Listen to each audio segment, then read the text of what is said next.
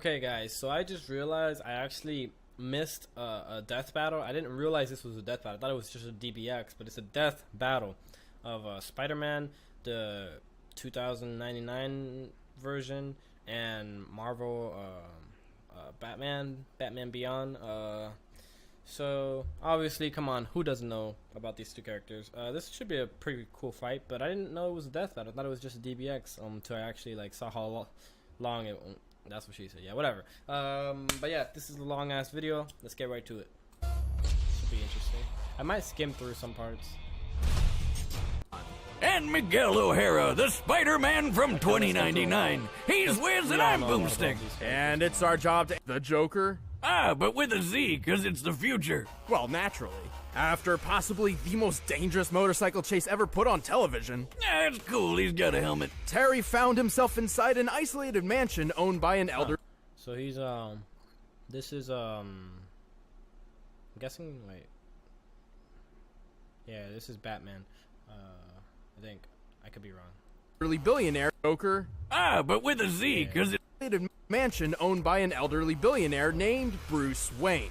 Here, he stumbled upon the most important revelation in his life. Bruce Wayne is Batman! Oh, what a surprise! Well, more like he was Batman. He'd retired from crime fighting years ago, because, you know, age is a bitch. Wait a minute, after decades of secrecy, a punk teenager just happens to stumble into the Batcave?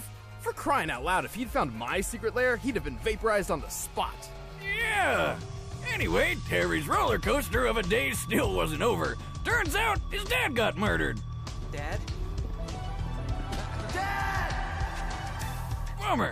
So he did what any emotionally charged teen who wants to avenge their dad would do. He stole the Batsuit. But not the old cape and cowl of yesteryear. This was the latest and most advanced Batsuit. Terry McGinnis didn't just become the all-new This is Batman. the OG He Batman. was Batman Beyond. You ever wonder what would happen if Bat boost? The suit sports over two. Also, when anyone gets in too close, the whole suit can act like a man-sized taser. Technology. Just more than enough to crush all the bones in your foot, but not... The penny's diameter is easily 20 feet wide and is frequently dated from the 1940s. This means the penny is likely composed of bronze and weighs around 166 tons. That's more than enough to crush all the bones in your foot, but not Terry. He was up and at 'em like nothing happened. I mean, this guy's tough enough to take a missile to the face and then fall hundreds of stories, and all he got out of it was a couple broken ribs. What's a penny as heavy as 33 monster trucks gonna do? He's quick enough to dodge gunfire, skilled enough to defeat lizard people and the Justice Lords. In a You're pretty strong for some clown who thinks he's Batman. I am Batman.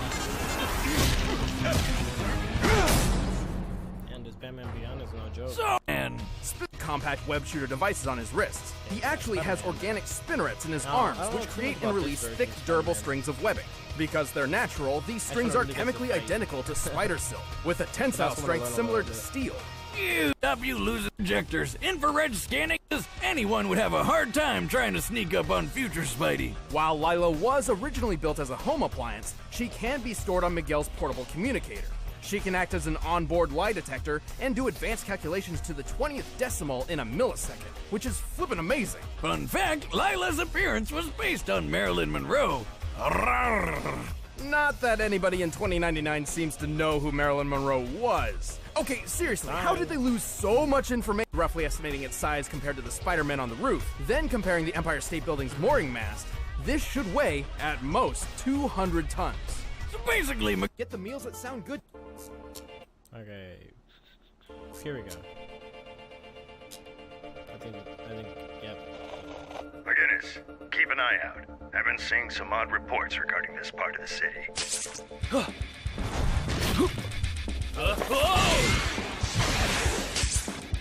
This Batman is very... Hey, Bozo! I was a lot higher brooding tech there. than- Who the shock are you?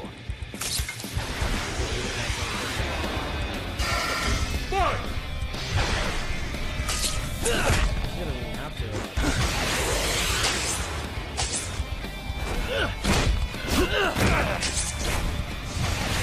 Freaking Iron Man. Thanks to Spider-Man. Right back at you, Batty. I'm guessing this Hey, is like, Lila, yeah, technical give me a technical reading of this vampire guy, yeah?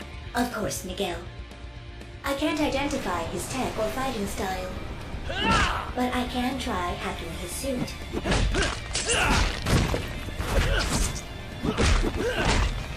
He's too comfortable in the air. Try a different approach. Get to ground level. I can't move!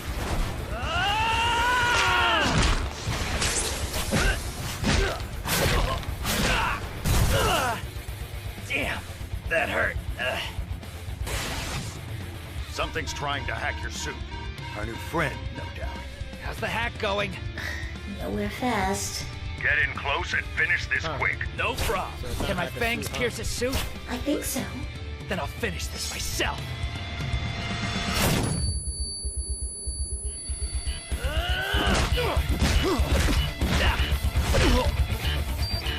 Yo, Lila! Lila! And problem solved. I guess that's one way to do it.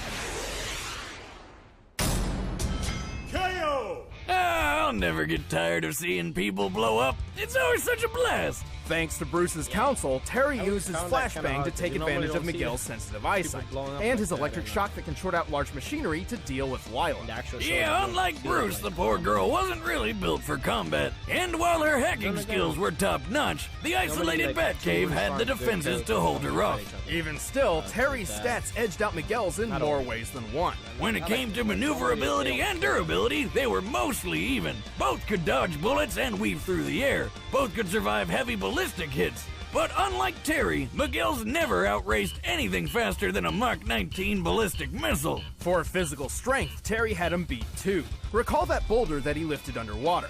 This took place in Superman's Fortress of Solitude near the Arctic, so the boulder was likely composed of sedimentary dark limestone, the most common rock type around that location. So we compared Terry's height to the boulder, applied the density for limestone, and subtracted the weight reduced by underwater buoyancy, to find the boulder's weight to be 192 tons.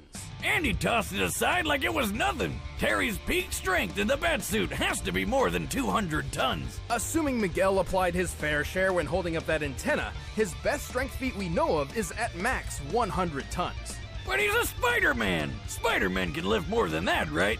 Not usually. Technically, Miguel's powers are so different from Peter's that we shouldn't really scale him to other Spider-Men. But for the benefit of the doubt, let's do it anyway. We'll check out two of Spider-Man's most impressive strength feats. The first is the time he braced a private jet while it was landing. Look at him! He's literally the landing gear. According to Spider-Man himself, the plane's total weight was at most 115,000 pounds.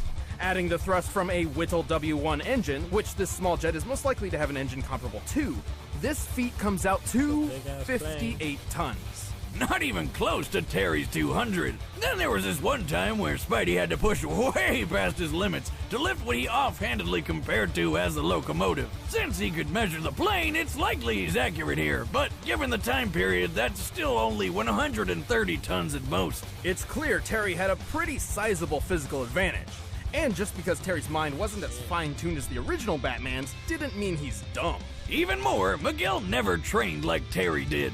Hell, he never really had much formal training at all. But Terry was trained by ninjas, stealth artists, and other crime fighters to be a master in the battlefield. And since Miguel didn't have a spider sense, Terry just had to wait until the untrained future Spidey left an opening. In short, while Miguel wasn't completely outmatched, Terry's superior strength, counseling, equipment, and training won the bout. Turns out this Batman was beyond him. The winner is Batman Beyond. Stick around, we're about to announce the combatants for the next death battle. And if you want to watch exclusive commentary on this episode, click that little box over there and start a first membership gonna trial. be? Try to grab one of these shirts too.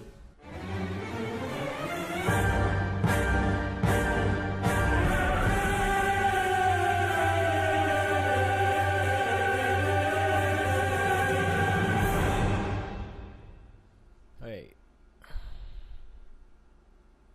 Sephiroth versus Virgil. Yeah, isn't this correct me if I'm wrong, but this guy's from he's I forgot the name.